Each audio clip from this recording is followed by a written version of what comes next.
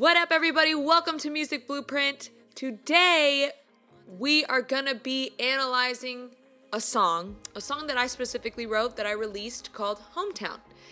And I thought it would be good to break down all the elements of this song because, one, it's got some really cool production elements, but I'm not really going to play through the song. I just want to go over the lyrics, really, and talk about my thought process behind it and how collectively me and these other three people wrote this song. So let's get into it.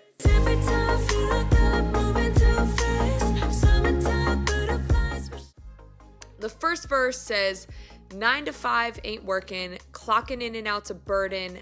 I'm just telling myself that it's worth it, but if you're lying, is it really living? So I actually had brought this concept to the group. I wrote the song with Jinko, Toybox, and Ida Rose, and we ended up making it kind of an interesting duet where Ida sings the first verse and the first chorus, and then I sing the second verse and the second chorus. And originally it wasn't supposed to be like that, but it ended up that way, and I was super pumped about it because I was just excited to get on a song because, one, I had brought this concept to them that just really hit home for me. I personally was just dealing with a lot of fallout between people from my hometown where those people were either stuck in the same place, or I had this fear that when I came back it wouldn't feel the same that it did or what I remembered it to be growing up. And it was this memory of me, or this fear, I should say, of that memory fading. And as I've gotten older, you change, you become different, and that just becomes a fading thought. And so I had wrote down the lyric Hometown, and then we got this track, and this track had a very nostalgic feel. It has this little like da-da-da, da-da, right? Little melodies going on, and it has almost like birds chirping. When we first wrote it, the track had like birds chirping and all these like nature elements, and it felt very homey to me. So when we wrote this first verse, I was thinking like about myself and how, man, just the 9 to 5 grind is just not working for me anymore. And all I really want to do is escape and go hang out with like my friends. And a lot of my friends are from my hometown. And so I felt like I kept telling myself like, the grind and the hustle of the 9 to 5 was worth it. But in reality, I was just lying to myself. So am I really living? So anyways, moving on. So the next part goes, crying my way for a few years, calling my bluff through a few tears, dreaming my days out windows, but if I close my eyes. What I really like about this section, it goes, crying my way for a few years, calling my bluff through a few tears, dreaming my days out windows, but if I close my eyes. So we kind of switch up the melody on the back half of the verse, which isn't typical. We kept it like the first two lines similar, almost in rhythm and stuff, but melodic notes were changed. But the cool part about it is that third line where it's like, dreaming my days out windows, but if I close my eyes. So, but lyrically, the lines just talked about like, I was going through the grind and I just like cried my way through it. And then I kind of called some of my bluffs, right? Because I was like, oh, this is great. I'm out in LA. This is awesome and all this stuff.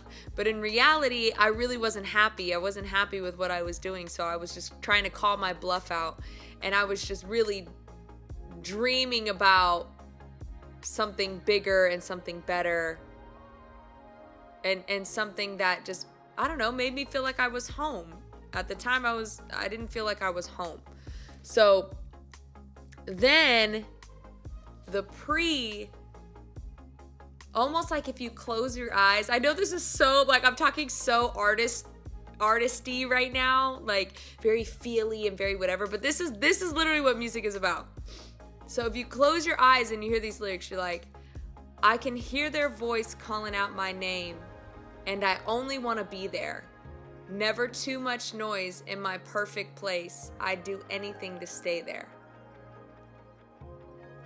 And it's just like, oh my gosh, you know, like literally when I say I could hear their voice calling out my name, I literally could hear it. Like I could think back to when I was younger and like I was with my friends and I could just hear my friends be like, Cheeto, what up, da-da-da, like, let's kick it, or like, dude, what have you been up to? Like I could almost hear it in my head. And it's like, even though that's loud, right? Like I don't know about your guys' friends, but my friends are loud as frick. They are not quiet people. None of them are. We are screaming, like laughing, da-da-da-da. But it's never too much noise in my perfect place. I don't know. I just thought that was brilliant. Not to toot my own horn. I'm not the only person that wrote on this. It's not like I'm like only tooting my own horn. I'm tooting the team's horn. But I really tried, or we really tried to be very specific on putting you in the moment. When you go back to your hometown, you're in the moment. Work is gone. You're like almost on vacation, right? Like you're coming back to your hometown and you're like visiting with friends and you're just very in the moment. And that's what we tried to make this song feel like. It was like, this is all happening. I can hear them calling out my name, like, yo, da-da-da. It just, I don't know. So let's go to the chorus. 'Cause every time I feel like I'm moving too fast, summertime butterflies come rushing right back. Oh, I'm barefoot, driving and singing. It takes me back to my hometown. So this is the first half of the chorus. And a little backstory on me. I've lived in a lot of different housing situations. I mean, there's literally not one that you can name that I have not lived in. I mean, I've lived in apartments. I've lived in suburbia. I've lived on a farm. I lived in the trailer park. I lived in the ghetto. I lived in like super nice house. Like I've lived in the spectrum, but this part to me made it feel like it reminded me back to when I lived on a farm a little bit, where it's like when I feel like I'm moving too fast, I think back to like when I lived on a farm and everything just moved very slow. Like it was summertime and I saw like the butterflies and it all just comes like rushing back to me when I think about those things. And it's like, and when you're out in the country, dude, you'll be driving barefoot, you're singing like some song on the radio. Like it's just, that's what it is. So it's kind of funny that this is like a house song because the lyrics are very country feeling. Like I'm barefoot driving and singing. It takes me back to my hometown. That's a very country line. But again, we were just so focused on putting you in that moment. And I feel like lyrics like that, country music does a really good job of doing that, where you listen to the song and you have nostalgia or you know, the song that comes to mind right now is like Luke Bryan's song where he's like, rain makes corn, corn makes whiskey, whiskey makes my baby feel a little frisky. like that puts you right in that moment where you're like, I know exactly what he's freaking talking about, even if I've experienced it or not, but I know exactly what he's talking about. So that's what we try to do with this chorus. Then the second half goes, every time right when I'm feeling burnt down, silver skies, city lights pulling me out. I'm barefoot, laughing and drinking. It takes me back to my hometown. And so now in the second half, we have a similar melody, but we flip it lyrically and did a different rhyme scheme. We kind of went back and forth for a minute there where we were like, should we do the same rhyme? You know, like every time I feel like I'm moving too fast, summertime, but it's like I. And we're like, should we rhyme it with fast? You know, have a lot of internal rhymes and stuff.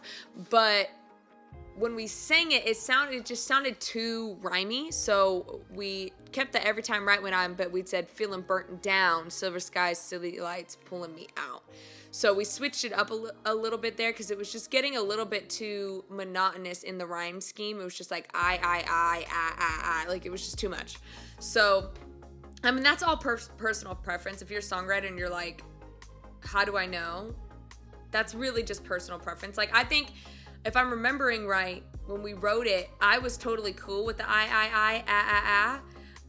but the other two, I think it was Jinko and Ida, were like, nah, it sounds too much. And so they felt more strongly about it. So I was like, okay, cool. Like, if they feel that strongly about it, then it must need to change. I didn't really feel strongly either way. So I was cool to go either direction. A lot of times in a room when you're working with so many people, like this was 4 people. That's a lot. I know there's songs that have like 15, 12 or whatever, but that's not typical. Typically the room is 3. Preferably 3. 3 is like the perfect number because you have just the right amount of ideas. There's not so many ideas that you're like, oh shoot, there's so many good ones, we don't know what one to pick.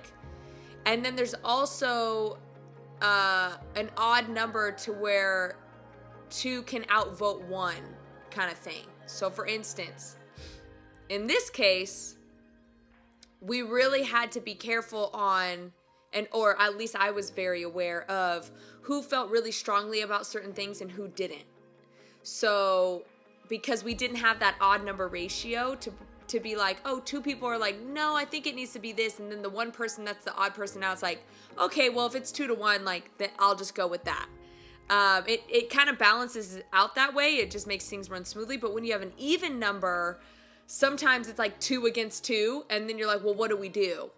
Which one's better? You know what I'm saying? So it's just 3 I have found is the perfect number in a writing session. You usually have 1 producer, 2 writers, golden. Hopefully somebody plays an instrument. It's really golden. So in this case, though, I think it was Jinko and Ida felt really strongly about the rhyme scheme, and I didn't feel that strongly about it. So I was like, cool, yeah, let's do it. We switched it up, and it ended up working out great. So, and now I can't even hear it another way anyway, so they must have been right. But the back half of the chorus is, again, has a similar feeling where you're naming specific things, and what's different about it's a chorus is usually general, so we have the general things of every time right when I'm feeling burnt down. That's like a general. It's not a specific memory, it's not a specific whatever, but we throw in these little tidbit lines of silver skies, city lights, right? That has like a memory attached to it for people, and for us, when we wrote it, it had a memory attached to it. So and then it went back to barefoot, laughing and drinking. It takes me back to my hometown, which again is a pretty specific memory, which is very opposite for a typical chorus. A chorus is your general statement thing. It's not the specific memory. Usually the verses have the more specific stuff in it. So let's move on to the second verse. This is my favorite part of the whole song, which is the second verse, and it's thinking about the things I'm missing. Dad only got a few years left. I struggle every day with forgiving. Wanting doesn't come from wishing. And this came from a place for me where I had this worry that people in my hometown that I either don't talk to anymore or am separated from, I had this fear that they might pass away and I never speak to them again. They might pass away and I never get to reconnect with them, or things get fixed or whatever, which is why then I went on to say, like, I struggle every day with forgiving. Like, whatever had happened, it's like I struggle with forgiving, but wanting doesn't come from wishing. So the things that I want doesn't come from me wishing things were different. Wanting comes from me putting things to action. But because even though I want things to be fixed, I struggle with forgiving, so it doesn't end up happening. And it was just a very, like, that verse is a very personal verse to me, which is why I think, one, that we did such a duet format, because Ida was like, that doesn't really connect with me, like, you know, blah, blah, blah, blah, blah. And I was like, well, to me, that's like Gina through and through. So that's why we put her on the first verse and me on the second verse, because it was just like that just struck such a big chord in me when we wrote it. And it's just like, there's a lot of people in their hometown that are the reason why they don't go back to their hometown is because they have unresolved things with either family or friends or something, and they don't want to, you know, go to their hometown and have to relive all of the hurt and the pain and the scars that they, you know, tried to heal and all of these different things. So but all that to being said, I'll try to encourage people to go back to your hometown, try to mend things, try to fix things. nobody wants to die with unresolved things. So, but that's Hometown. And if you like the lyrics, I know I've probably put like little tidbits of the song in here so that you guys can hear it, but I just wanted to go over the lyrics specifically because lyrics are the hardest part of a songwriter's job. Melodies come quick. I mean, literally, you'll get all the melodies for the song in the first 30 minutes of your session, but what takes the longest is the lyrics. And what I have found is you can be a good writer, but you can never be a great one without being vulnerable. And in this song, when we got together, we were very vulnerable and we wrote very specific to what we were feeling, which to me is what makes it a great song. You listen to these lyrics and you think, oh, wow. If you connect with that concept and you're like, oh man, I love my hometown, but yeah, there's certain things that are hard for me to deal with and blah, blah, blah, blah, blah. When you hear that song, you're like, dang, that just connects with me. And that comes from vulnerability. So one of the best videos I actually ever watched about vulnerability, which a lot of people have watched, is the Brene Brown video, her first TED Talk. Not her second one. I mean, her second one's good too, but her very first TED Talk, she's in a brown outfit. It is like so the most organic TED Talk I've ever seen. But she just dropped so much knowledge about vulnerability and how powerful it is. And when I watched that video, it completely changed my whole thought process on songwriting. And so anyways, that's why I wanted to bring up this song, because I think it came from a very vulnerable place and I think it connects with people on a deeper level. And you know, at Music Blueprint, we're always trying to make you grow and we're always trying to stretch you a bit and just give tidbits and knowledge of things that we've gone through and things that have helped us make, you know, I guess helped us be successful. And so, and I think this is one of the things that has helped me be successful is I have really, really worked on being vulnerable and being open. And even in a session with people that 9 times out of 10 you're writing with strangers, I've challenged myself to be, this is a specific thing that has happened to me.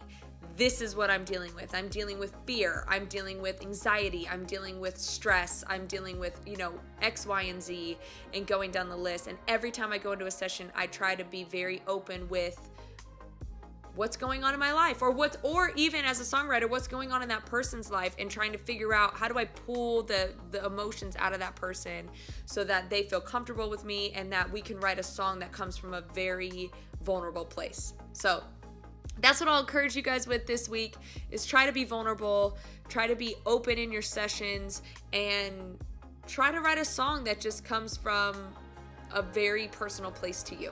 So good luck out there, be successful, and I'll see you next week. Peace.